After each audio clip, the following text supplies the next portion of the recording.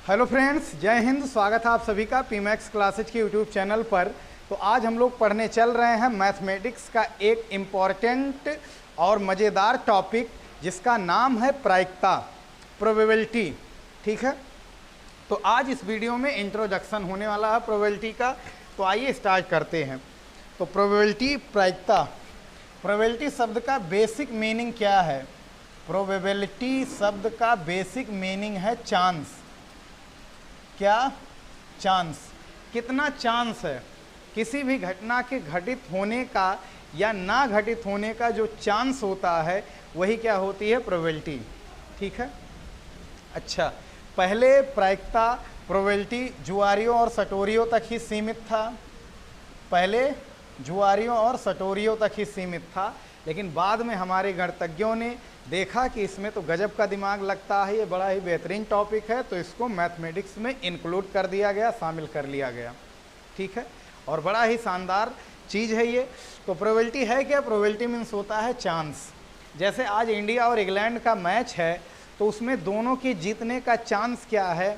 तो चांस लगभग सेम है। अब भले से इंडिया ने पहला T20 मैच हरा दिया हो, लेकिन इंग्लैंड भी और इंडिया दोनों ही दमदार टीमें हैं, अच्छी टीमें हैं, तो दोनों का चांस लगभग 50-50 है। बात समझ में आई? दोनों के जीतने का चांस क्या है? सेम है। लेकिन अगर वहीं इंडिया का मैच अगर बांग्लादेश से होता या जिम्बाब्वे से होता, तो इंडिया के जीतने का चांस थोड़ा ज़्यादा होता और बांग्लादेश या जिम्बाब्वे के जीतने का चांस थोड़ा सा कम होता। बात समझ में आई? अच्छा, एक चीज़ और भी, चांस कहाँ से कहाँ तक हो सकता है? ठीक है, मौका, प्रोबेबिलिटी कहाँ से कहाँ तक हो सकता है? या तो चांस रहेगा 0%। चांस कितना रहेगा? 0%। अगर तुम्हारे जीतने या हारने का चांस 0% है, जीतने का चांस 0% है, इसका मतलब विपक्षी टीम बहुत ही मजबूत है। अगर तुम्हारे हारने का चांस 0% है, इसका मतलब तुम बहुत मजबूत हो और तुम्हारा विपक्षी एकदम से बहुत कमज़ोर है। ठीक है, और जबकि ऐसा होगा नहीं। अगर कोई भी जुआ सट्टा जो खेला जाता है, तो वो अगर सबको पता है कि यही टीम जीतेगी, तो कोई लगाएगा ही नहीं जुआ सट्टा। बात समझ में आई? तो ऐसी घटनाओं को हम लोगों को नहीं पढ़ना है जिसका परिणाम फिक्स हो, जिसका रिजल्ट फिक्स हो कि हाँ यही जीतेगा या यही होगा। ठीक है, तो वो सब प्रोबेबिलिटी के भीतर नहीं रखा जाता है। ठीक है। अच्छा, मैक्सिमम चांस कितना हो सकता है किसी भी घटना का? 100%।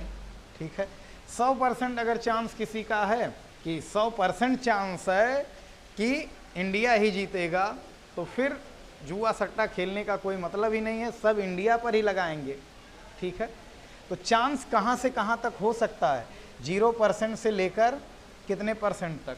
100% तक। ठीक है, 0% चांस है तो इसका मतलब बिल्कुल भी चांस नहीं है। 100% चांस है तो इसका मतलब पूरा का पूरा मौका है। ठीक है, अगर 70% चांस है किसी घटना की घटित होने का, तो इसका मतलब फिर भी ज़्यादा है।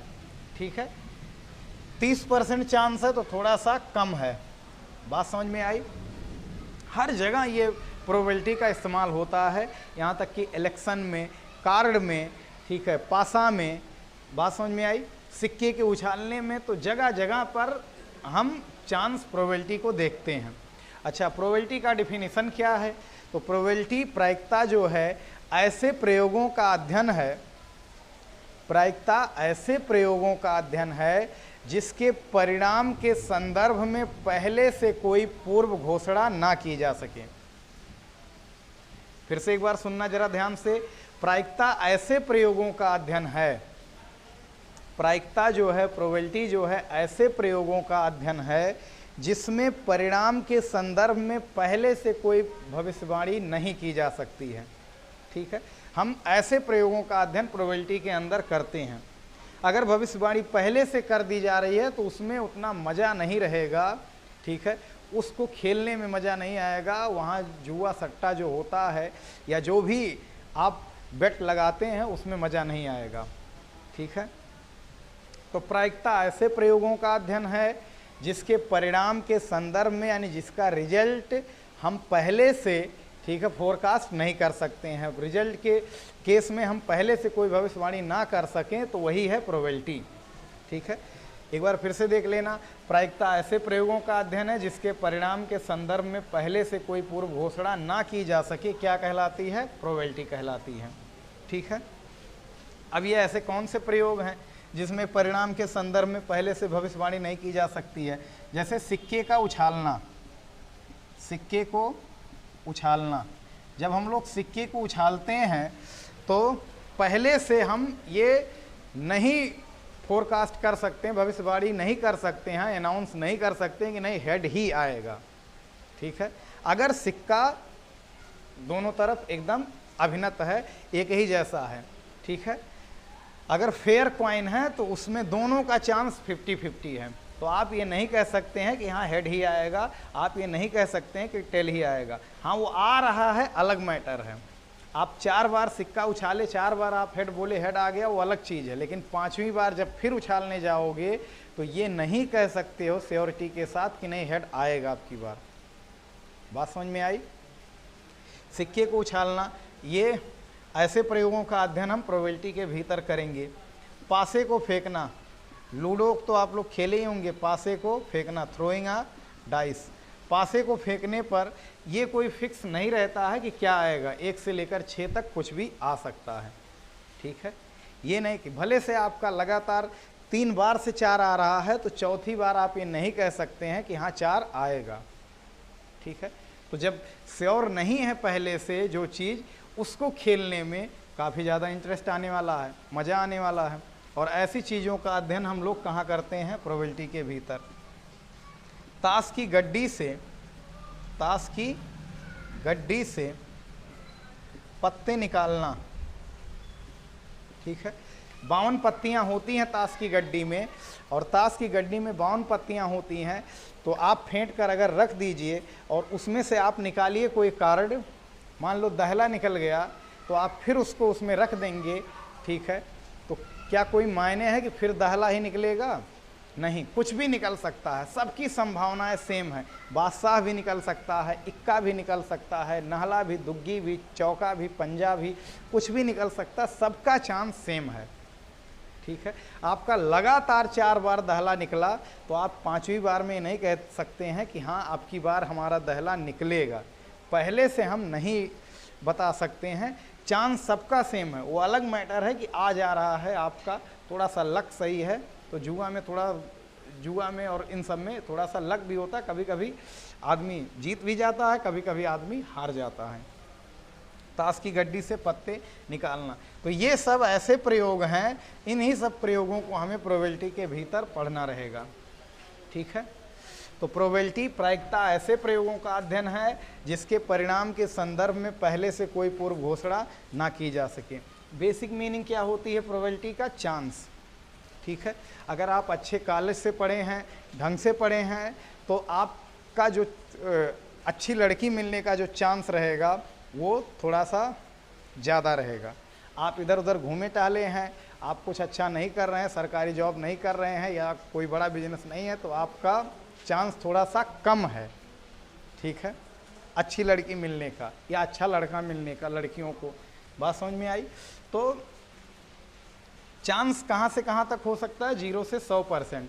अच्छा, अब कुछ लोग बोलते हैं कि नहीं 200% चांस है, तो 200% चांस में अतिशयोक्ति होती है, हाइपरबोल होता है। वो थोड़ा सा बात में अपनी वजन बढ़ाने के लिए बात की जाती है कि अरे 200% चांस है, 120% चांस है। 100% से ज़्यादा कुछ चांस हो ही नहीं सकता। 100% माने एकदम पूरा चांस है। 0% मतलब कुछ चांस ही नहीं है, उसके बीच का मतलब कुछ ना कुछ है। अच्छा, प्रोबेबिलिटी का मान भैया हमेशा 0 से 1 के बीच में रहेगा। प्रोबेबिलिटी या तो 0 होगी या तो प्रोबेबिलिटी 1 होगी। प्रोबेबिलिटी का महत्तम मान कितना होता है? 1। न्यूनतम मान कितना होता है? 0। प्रोबेबिलिटी कभी भी ऋणात्मक नहीं हो सकती है। हाँ, आटा बटा हो सकता है, लेकिन 0 से 1 के बीच में होना है प्रोबेबिलिटी। ठीक है, किसी भी घटना के घटित होने की जो प्रायिकता होगी वो हमेशा 0 से 1 के बीच में होगी। अगर प्रोबेबिलिटी 0.5 है, इसका मतलब चांस कितना परसेंट है, 50%। अगर कभी भी प्रोबेबिलिटी आ जाए 0.4 तो इसका मतलब 40% चांस है। अगर प्रोबेबिलिटी है 0.95 तो इसका मतलब चांस है किसी भी घटना के अब जीतने का या हारने का, कुछ भी हो सकता है, 95%। अगर प्रोबेबिलिटी है 0.75 तो चांस कितना परसेंट है, 75%। अगर प्रोबेबिलिटी आ गई है 0.15 तो चांस कितना है, 15%। अगर प्रोबेबिलिटी है 0.05 तो चांस कितना परसेंट है, 5%। तो अब परसेंट में हम बात नहीं करेंगे, इस तरह से नंबर में अगर हम बात करेंगे तो आप लोग समझ लेना, ठीक है, परसेंट में, उसको परसेंट में समझ लेना, ठीक है, तो उसको परसेंट में समझ लेना। 95% का मतलब 0.95, 40% का मतलब 0.4, 50% का मतलब 0.5, 15% का मतलब 0.15। तो इस तरह से चांस समझ सकते हैं, यानी प्रोबेबिलिटी का मान हमेशा 0 से 1 के बीच में रहेगा, ठीक है। तो ये सब समझ सकते हैं। तो प्रोबेबिलिटी का डिफिनीशन एक बार फिर से सुन लीजिए। प्रायिकता ऐसे प्रयोगों का अध्ययन है जिसके परिणाम के संदर्भ में पहले से कोई पूर्व घोषणा ना की जा सके, ठीक है।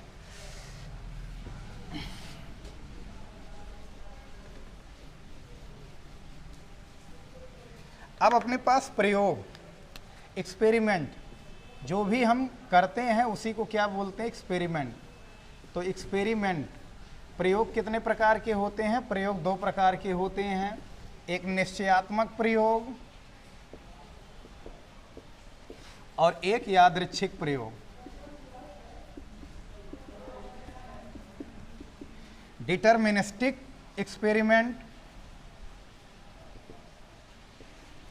और एक होता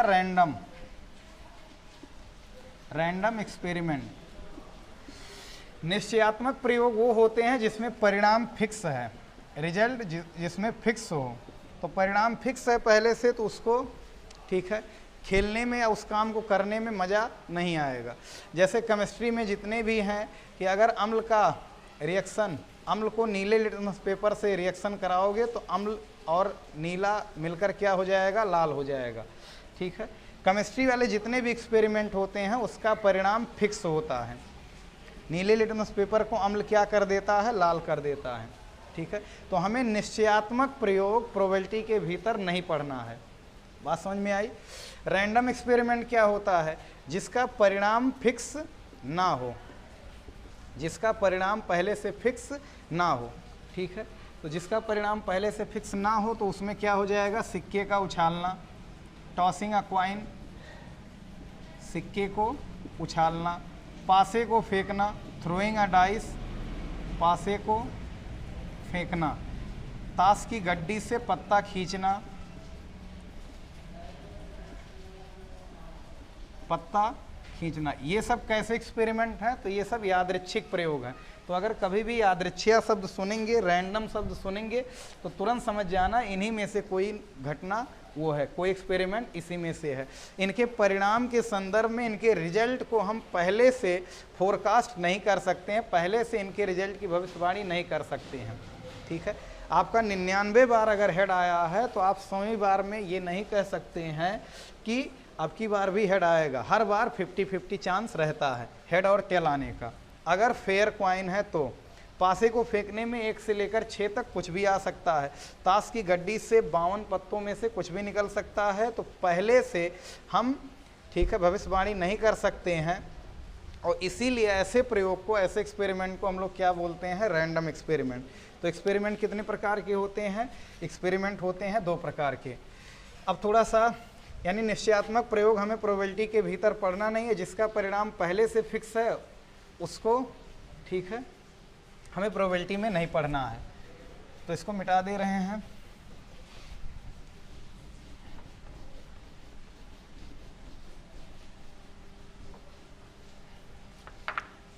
अब अगर सिक्के को ही हम उछाल रहे हैं तो अगर एक सिक्के को n बार उछाला जाए,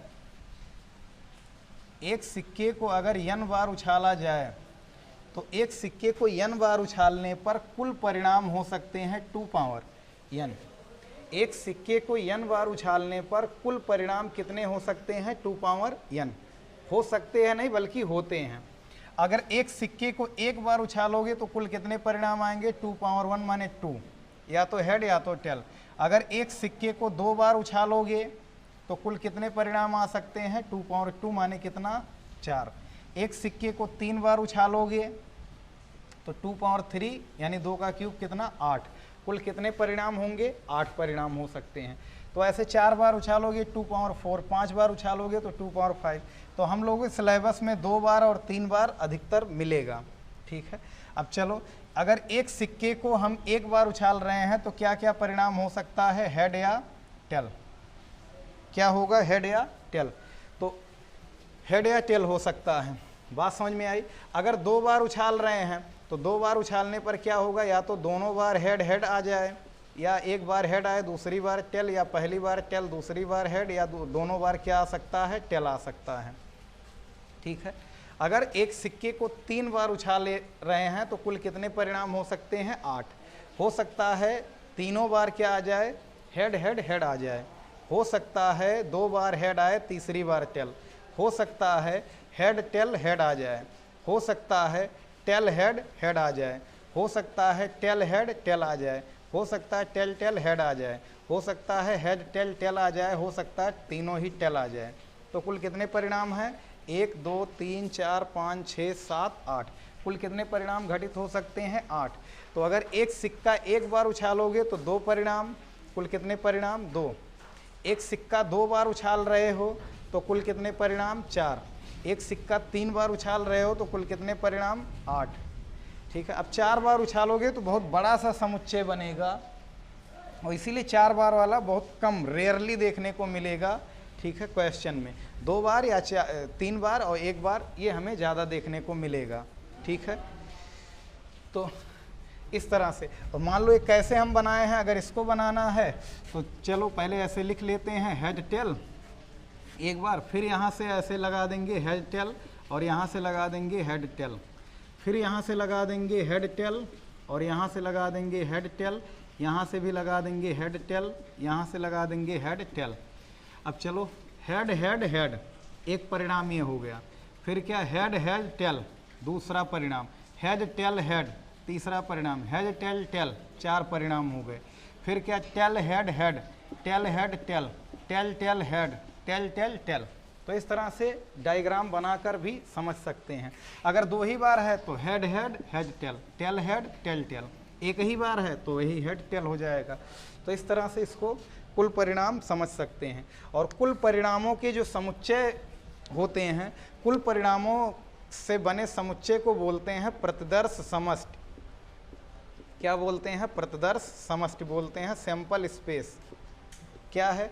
किसी प्रयोग में प्राप्त कुल परिणामों के समुच्चय को क्या बोलते हैं? प्रतिदर्श समष्टि, सैंपल स्पेस बोलते हैं।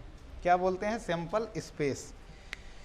तो अगर एक सिक्के को एक बार उछालेंगे तो 2 परिणाम, 2 बार उछालेंगे तो 4, 3 बार उछालेंगे तो कितने परिणाम? 8। ये पता होना चाहिए तो सवाल लगेगा अपने आप। इसको मिटा रहे हैं।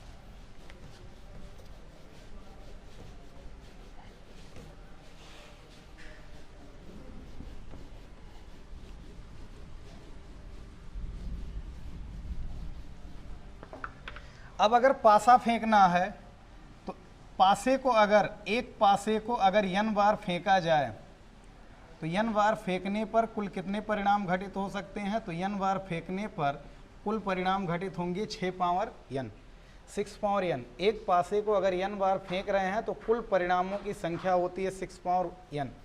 एक पासे को एक बार अगर फेंकेंगे तो 6 पावर 1। क्या क्या हो सकता है? 1 से लेकर 1 2 3 4 5 6 कुछ भी आ सकता है।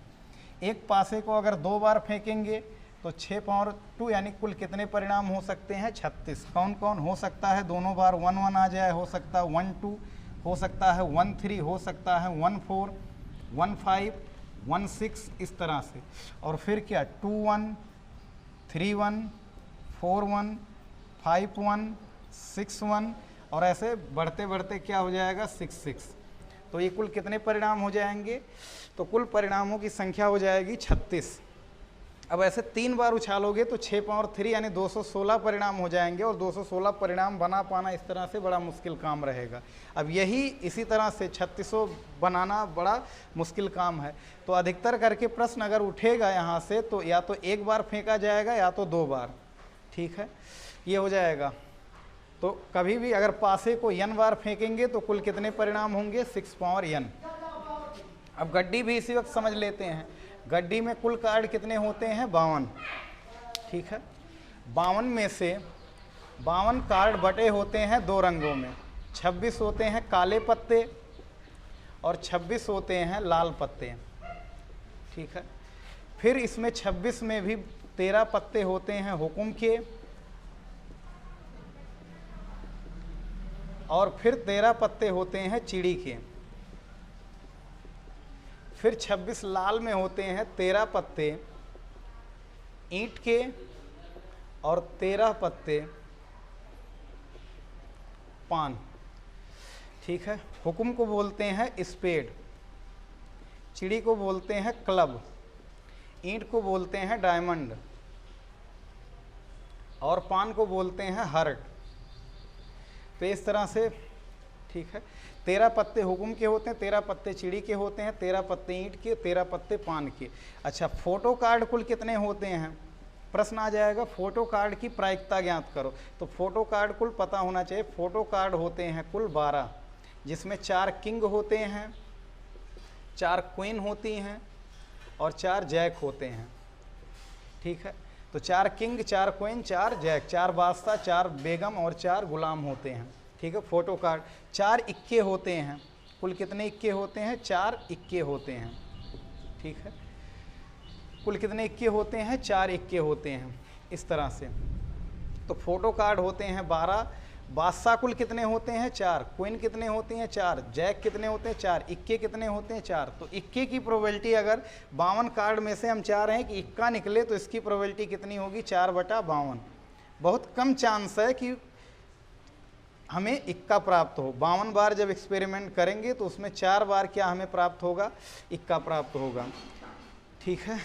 तो कार्ड के बारे में अगर पूरी बात पता रहेगी तो इस तरह से, ठीक है, समझ सकते हैं। इक्के को क्या बोलते हैं, ऐस, ठीक है। तो 26 काले 26 लाल होते हैं। फिर ये भी बटे होते हैं, काले में हुक्म और चिड़ी काले होते हैं, सबके 13-13 पत्ते, यानी 4 तरह के कुल पत्ते होते हैं और सबके 13-13 कार्ड होते हैं। इक्का सबसे बड़ा होता है, किंग, क्वीन, जैक, दाहला, नाहला, इस तरह से सारे कार्ड बटे हुए होते हैं। तो इस बेसिक में आज इतना ही, ठीक है। ये पूरा कंसेप्ट ढंग से पढ़ लीजिए और फिर इसके क्वेश्चन लगाना शुरू करिए। फिर मिलेंगे नेक्स्ट वीडियो में इसके क्वेश्चन के साथ। तब तक पढ़ाई करते रहें। All the very best.